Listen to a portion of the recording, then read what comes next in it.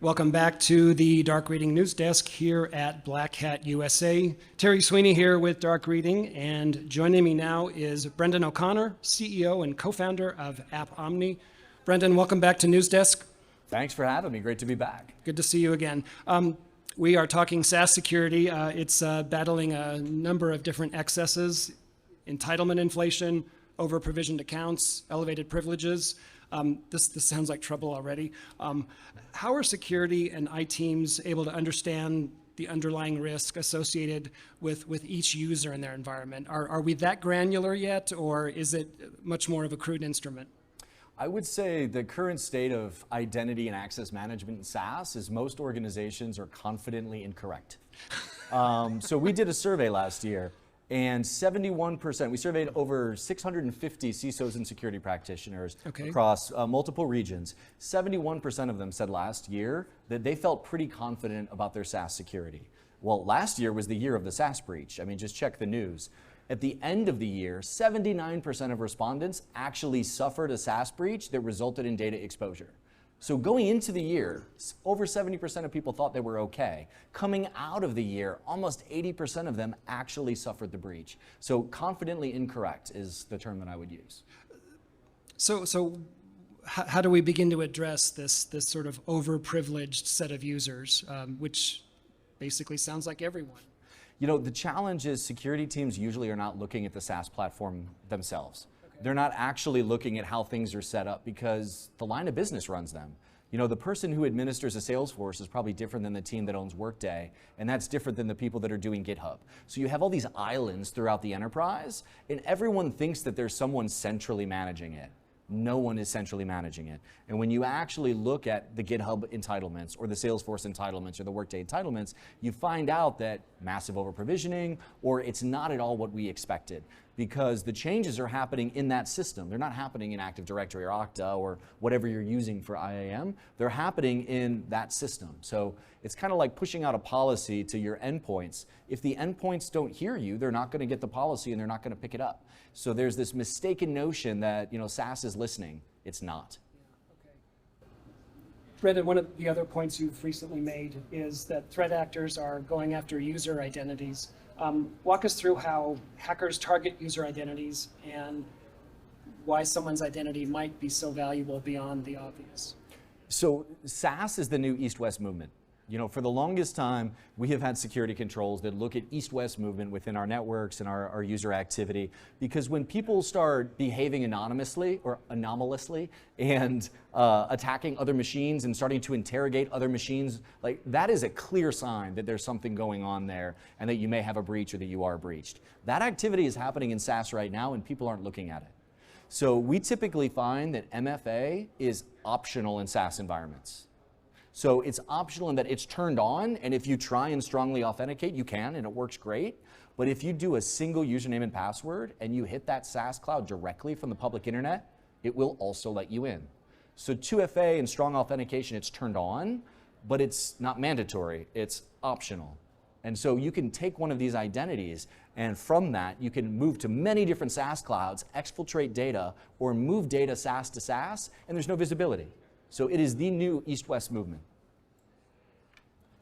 Talk a little bit about the identity spoofing that's taken place, certainly with AI and with other technologies. Is that same MO making its way into the SaaS world? It is, but I'm going to say it's worse. So when you look at the breaches that we saw last year, it was SaaS infrastructure. It was things like Heroku and Travis CI and CircleCI, MailChimp. It's all of these back-end SaaS systems that are infrastructure. So they have these machine identities, or they're running as a very high privileged user. So if you can get that user's identity or their OAuth token or their API key, you walk past username and password, you walk past IP restrictions. These are like golden keys that just let you into the SaaS kingdom. And people don't understand how many of these have been handed out because they're looking at their centralized directory, not what identities are populated in the system. And again, it comes back to confidently incorrect. What they think is happening and what's actually live and operating in that system are entirely different. So let's say that I'm a CISO who has just implemented multi-factor authentication with my identity provider. I've got zero trust gosh, isn't that enough? I mean, there's a 70% chance I'm going to walk past your 2FA like it's not even there. And again, because it's optional. It's not that the 2FA doesn't work. It's not that the strong authentication doesn't work. The normal employee workflow is going to be going to the identity provider, strongly authenticating, connecting via single sign-on. That's what your typical user is going to do. Yeah.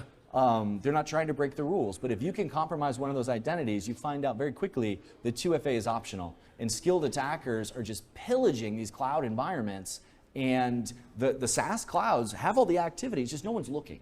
Yeah. Okay. AppOmni also just released the latest findings from the State of SaaS Security Barometer. These are always just welcome sort of data bits from the front lines. Talk to us about the cyber risk landscape and how it's misunderstood, especially when it comes to SaaS. You know, I think the past 12 months have been really painful for a lot of organizations. You know, going back to that statistic that 79% of respondents actually suffered a SaaS breach that resulted in data loss last year. And you know, if you look at just the news, the types of apps that are getting breached, it's SaaS clouds, it's SaaS applications, it's critical infrastructure, and very skilled attackers are going after them. So what we have found is going into next year, SaaS security is a top 3 priority for almost 3 out of 4 people that responded. So when we ask CISOs and security practitioners, where is SaaS security on your priority list going into next year, we're finding it is a top 3 priority for practically everyone. And it makes sense. We spent $500 billion in cloud last year as an industry. So worldwide cloud spend last year, $500 billion. Over half of that was SaaS applications and SaaS infra. SaaS is actually the #1 way businesses consume cloud. It's bigger than IaaS or PaaS, almost both of those markets combined. So it's your core part of your perimeter, a core part of your infrastructure, and it's just being ignored. So I think the attackers have woken the world up to how vulnerable they truly are, and it's becoming a priority, but it can't happen soon enough. It's a little astonishing to hear these figures and wonder, like, is anybody minding the SaaS store? Is it just an afterthought? Is it because it's so distributed, the responsibility, et cetera, around organizations? It's a few things. You know, part of it is the applications are very unalike. So like GitHub and DocuSign couldn't be more different. They're 2 entirely different applications for entirely different purposes. Okay. But if I can get all of your contracts and private information in DocuSign, or all of your source code from GitHub or GitLab, that's a problem. But the challenge is the owner of these SaaS applications is different, and security doesn't have interfaces to them. The HR team runs Workday. You know, the finance organization runs NetSuite or Oracle or SAP Financials. These are different business units. The sales team uses Salesforce. And so the security team now has many touch points and relationships they don't have, and systems they don't have access to. So it feels like you're maybe talking a little bit about the shared responsibilities. I wanted to ask you about that. Absolutely. How do you delineate shared responsibilities across IaaS, PaaS, SaaS? Why is it applicable to understand roles and responsibilities for SaaS security? I think we may have just addressed this. Yeah, you know, I think that most people are overcomplicating the issue.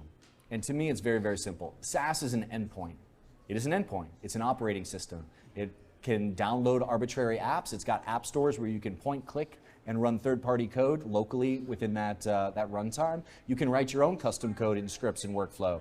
You can issue API keys. You can do all kinds of things that, just like you could do in an operating system. So think about how you manage your endpoints today. Apply that exact same thinking to SaaS. Do we know what the configuration is? Is encryption enabled? Do we have the right password policies and authentication?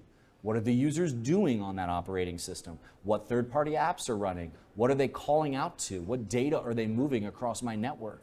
Again, it's just like endpoints. The endpoint is now in the cloud, though. So I think that it's more simple than people would like to make it. We're overcomplicating the issue. All right. Brendan, real briefly, any other surprises from your Future of SaaS Security report? I mean, I think there's a lot of surprises, but part of it is, it not only told us what we thought, it was a stronger response than we expected. When we saw that, you know, really 3 out of 4 respondents said this is a top 3 priority for them, we expected that number to be less. When 79% of respondents said that they suffered an actual breach and data loss last year, we expected it to be, you know, over 50%, but a smaller number. So I think the numbers are pretty staggering. Right. Well, Brendan, thanks so much for joining us on Dark Reading News Desk here at Black Hat. Always learn something when we talk about SaaS. Thanks for joining us on the news desk. Yeah, thanks so much. Thanks for having me. We've been talking with Brendan O'Connor, CEO of AppOmni. This has been Terry Sweeney for the Dark Reading News Desk. Thanks for joining us for this segment.